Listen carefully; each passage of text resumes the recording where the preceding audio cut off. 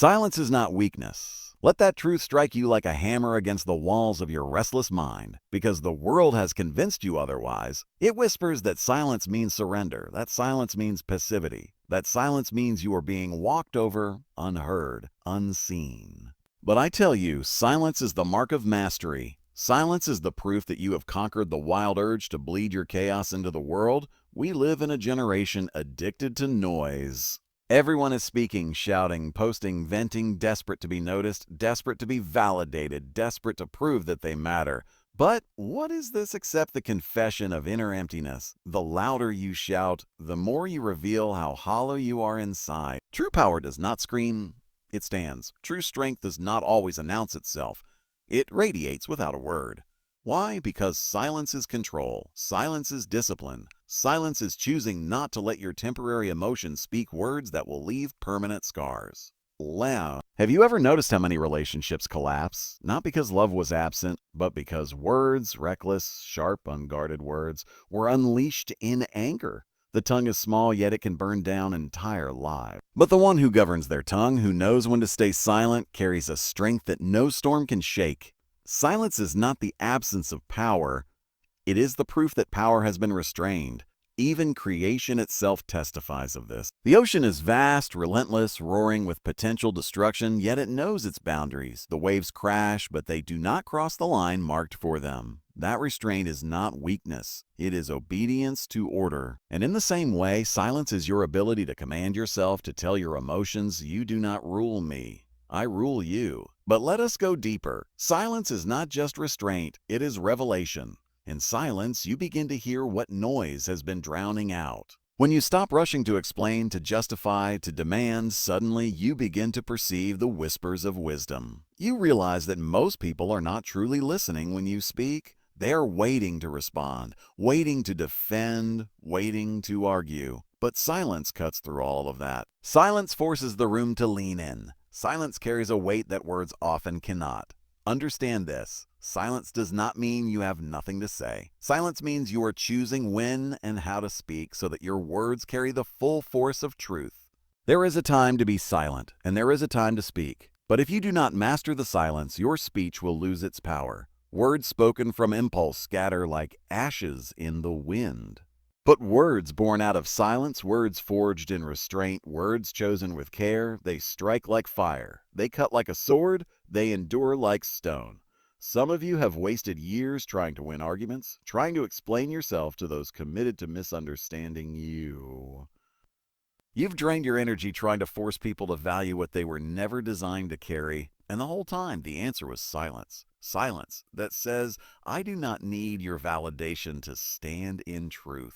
Silence that says, "I will not lower myself to battle in the mud when I was born to walk above it." Silence that declares, "My peace is worth more than winning this argument." And let me tell you, silence is not cowardice. Silence is not cowardice. Silence is warfare. It is refusing to give your enemies the satisfaction of seeing you unravel. It is choosing to let your consistency speak louder than your defenses. It is standing so firm in who you are that you do not need to shout to be recognized. So I ask you, are you mastered by your tongue, or have you mastered it? Do you spill your chaos in every conversation, or do you carry yourself with the weight of silence that commands respect? Do you rush to be heard, or are you secure enough to know that your presence already speaks? The call is clear. Stop equating silence with weakness. Stop throwing your pearls into arguments that cannot birth fruit. Stop bleeding your chaos into the ears of those who will only twist it. Instead, embrace the discipline of silence. Let your restraint be your strength. Let your calm be your weapon. Let your silence become the atmosphere that forces others to confront the truth without you uttering a word. Because silence is not weakness, it is the language of those who have already won the war within. And when you master that, you will discover a strength so unshakable, so undeniable, that no noise in this world can drown it out.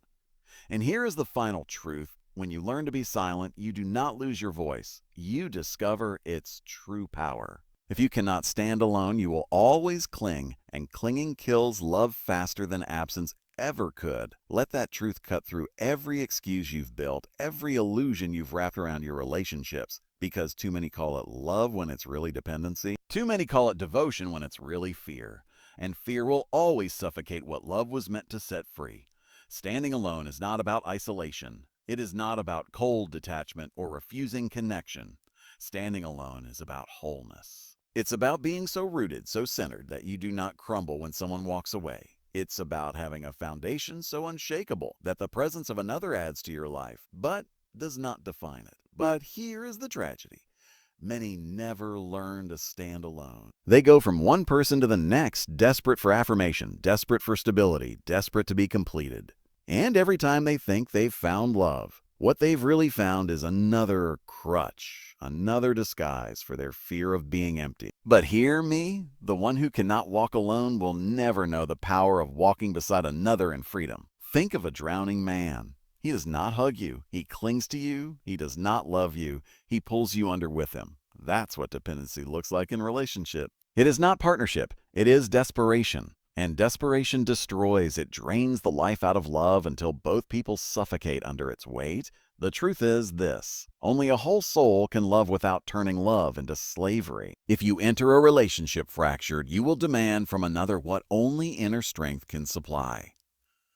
You will expect them to carry wounds they cannot heal, to fill voids they cannot reach. And when they fail, because they always will, you will resent them for not being the savior you were looking for. But they were never meant to save you. They were meant to walk beside you, not hold you together. Standing alone means you have faced yourself. It means you have confronted the silence, endured the loneliness, wrestled with the void, and you have discovered that you are still whole, still worthy, still alive. It means you no longer enter relationships as a beggar looking for scraps of affection, but as a giver overflowing with strength. Only then does love become love. Only then can two people walk side by side without fear of collapse. Look at the natural order. A tree does not lean on another tree to stand.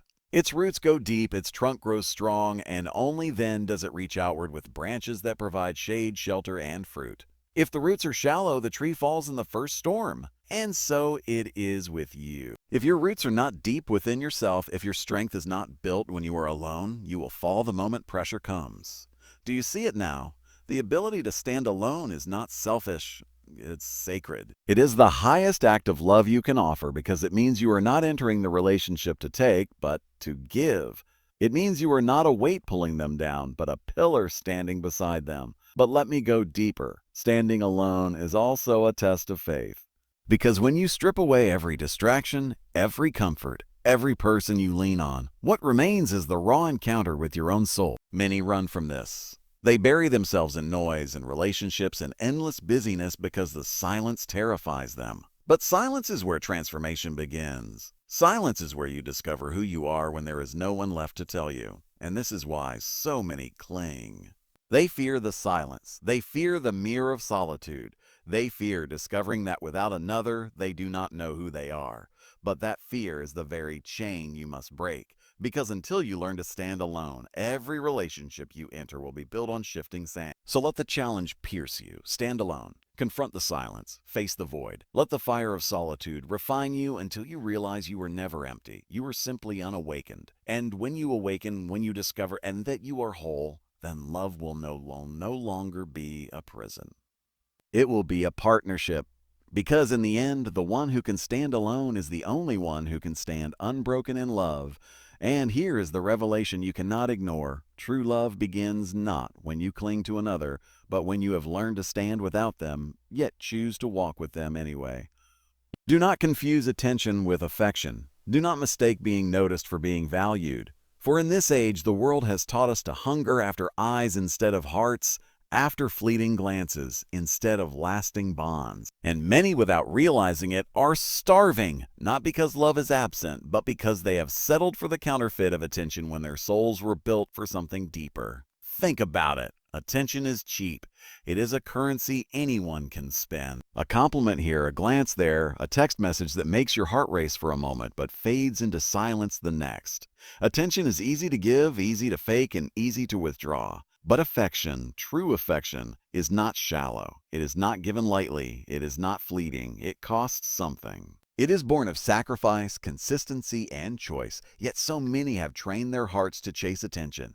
They measure their worth by how many eyes are on them, how many hearts click like, how many voices call their name. But attention is not proof of love. Sometimes the crowd gathers not because they care for you, but because they are curious to see if you will rise or fall. Sometimes attention is the weight of mockery disguised as interest. Sometimes attention is only a mirror reflecting your insecurities back at you. And so here lies the danger. When you crave attention more than affection, you will always be empty, even in a room full of people. You will always be searching, always restless, always needing more.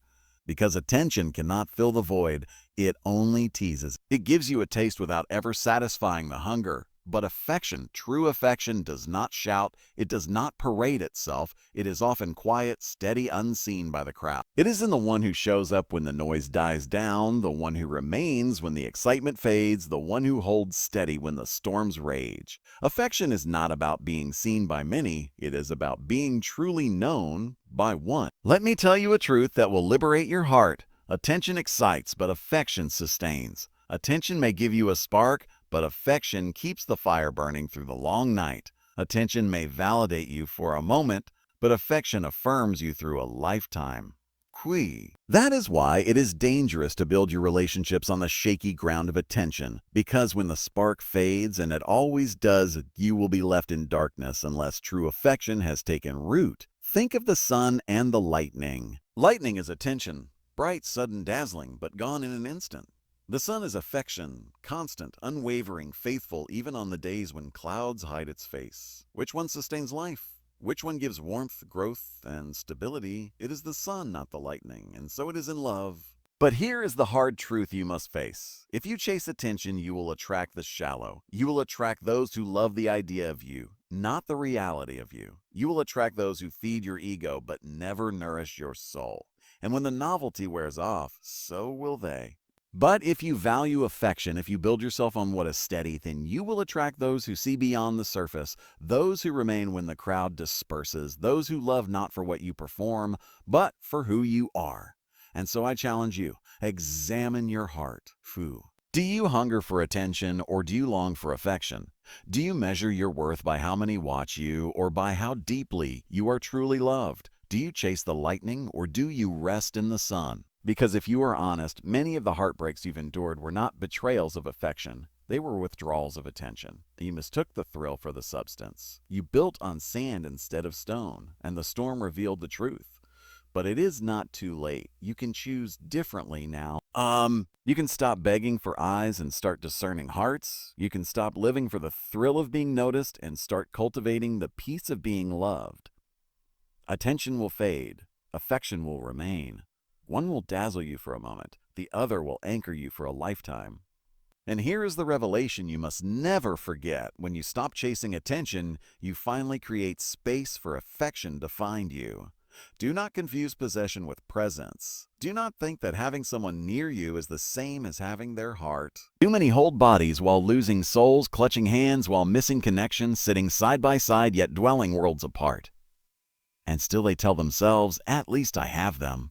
But hear me, having someone physically with you while their spirit is elsewhere is not love. It is captivity. Possession is born of fear. It says, if I hold tight enough, maybe they won't leave. It says, if I control them, maybe I'll feel safe.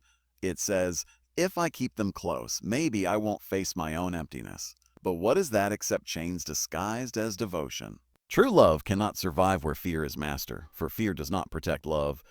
It suffocates it. Presence, on the other hand, is sacred. Presence is not about chains. It is about choice. It is the quiet miracle of someone giving you their attention when the world is pulling at them. It is the holy gift of being seen, known, and valued, not because they must, but because they choose to. Presence cannot be demanded. Presence cannot be purchased. Presence must be offered freely, or it is not real at all. And here lies the danger. When you confuse possession for presence, you will always feel unsatisfied, even in the arms of another. You will sense the hollowness, the dissonance, the absence that lingers behind the forced smiles and scripted words. You will try to cling tighter, control harder, demand more, but the more you grip, the more love slips away. For love withers where freedom is denied. Think of water. Try to hold it tightly in your fist, and it escapes through your fingers. Open your palm, and the water rests gently, filling your hand without force. So it is with love. Possession leaks, but presence remains. Look at the difference. Possession says, you are mine and I must keep you. Presence says, you are free and I choose you. Possession is obsessed with boundaries and control. Presence is anchored in trust and devotion. Possession tries to cage. Presence invites to stay. One drains, the other nourishes. And yet, how many today are addicted to possession? They post pictures to prove ownership. They monitor phones to maintain control. They mistake jealousy for passion and manipulation for care. But deep down, their spirit knows something is missing. Because true love is not about holding someone hostage. It is about standing so complete within yourself that you give them the space to stay willingly. Presence has weight. Have you felt it? When someone enters the room and without a word, the atmosphere shifts. When you sit with them in silence yet feel fully understood. When their eyes meet yours and the noise of the world fades away, that is presence. You cannot fake it, cannot force it, cannot manufacture it. Presence flows from truth, from authenticity, from love that is alive and unafraid. But possession has emptiness. It is loud, restless, suspicious. It is always checking, always questioning, always doubting. Always doubting. Possession is terrified of silence because silence reveals the absence of true connection. So the call is clear: let go of possession. Release the chains you've called love. Stop holding people hostage with your fear of abandonment. Stop confusing control with care. Choose presence. Choose to create spaces where love is free to breathe, where trust is stronger than suspicion, where devotion is deeper than control. Because here is the divine order: love cannot be forced.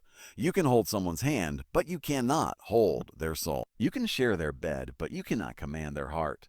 And if you try, you will only destroy the very thing you long to preserve. Presence requires courage. It demands that you trust, that you release, that you allow love to prove itself in freedom. It asks you to believe that if love is true, it will remain without chains. And if it leaves, it was never love at all. Do not settle for the counterfeit. Do not cling to possession when you were created for presence. Do not accept a body without a heart, attention without devotion, proximity without connection.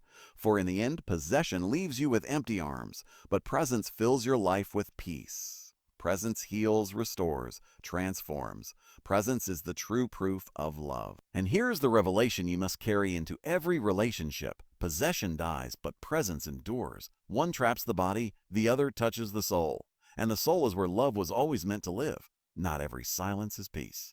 Do not be deceived by the quiet that masks a storm. For there is a silence that heals, but there is also a silence that poisons. There is a silence that is chosen in wisdom, and there is a silence that is forced in fear. And you must learn to discern between the two, or else you will find yourself bound by what was meant to set you free. Some of you know this silence all too well. The silence where words are withheld not in discipline, but in punishment. The silence that builds walls instead of bridges, that freezes the soul instead of calming the storm. This silence is not the stillness of strength. It is the weapon of withdrawal. And when relationships are built on this kind of silence, hearts grow distant, wounds deepen, and trust corrodes.